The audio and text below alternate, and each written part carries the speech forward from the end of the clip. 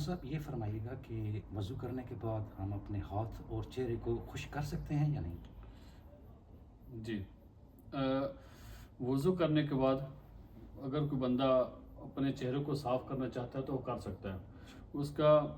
ایک تو احسن طریقہ یہ ہے کہ اپنے چہرے کو اور اپنے ہاتھوں کو صاف کیا جائے، کیونکہ جب آپ وضو کر کے مسجد میں داخل ہوتے ہیں تو پانی کے قطرے جو ہے وہ مسجد میں گرتے ہیں، جس کی وجہ سے دیکھنے والے اس کو کراہت محسوس کرتے ہیں، وہ اچھا محسوس نہیں کرتے۔ پھر اگر کوئی دیکھنے والا دیکھے کہ ایک آدمی نے وضو کیا اور اس کے ہاتھوں سے اور اس کے چہرے سے پانی کے قطرے گرے تو کوئی بندہ وہاں پر سجدہ بھی نہیں کرتا۔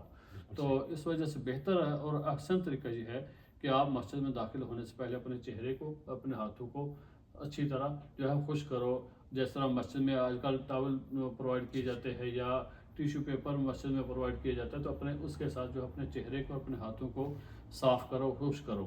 اور اگر آپ گھر میں نماز پڑھتے ہیں یا کسی دوسری جگہ میں نماز پڑھتے ہیں، مسجد میں داخل نہیں ہونا،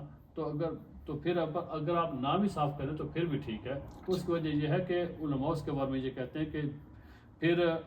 وضو کے جو اثرات ہیں وہ آپ کے چہرے کے اوپر تا دیر رہتے ہیں اور وضو کی جو تازگی ہے وہ آپ کو محسوس ہوتی رہتی ہے۔ تو اس وجہ سے اگر آپ مسجد میں داخل نہیں ہونا تو آپ اپنے چہرے کو اور اپنے ہاتھوں کو صاف نہ کریں۔ لیکن اگر آپ نے مسجد میں داخل ہونا ہے تو پھر جو احسن طریقہ اور اچھا طریقہ یہی ہے کہ اپنے چہرے کو اور اپنے ہاتھوں کو ضرور صاف کریں، کیونکہ اگر آپ صاف نہیں کریں گے تو پھر پانی کے جو قطرے ہیں وہ مسجد میں گرتے رہیں گے، تو اس سے کراہت محسوس ہوتی ہے، لوگ اس کو اچھا محسوس نہیں کرتے۔ تو اگر کسی وجہ سے مسجد میں نہ آ سکیں اور گھر میں نماز پڑھیں گھر میں، تو پھر احسن طریقہ یہ ہے کہ آپ اس کو ڈرائی نہ کریں۔ جی، ٹھیک ہے، جزاک اللہ خیر۔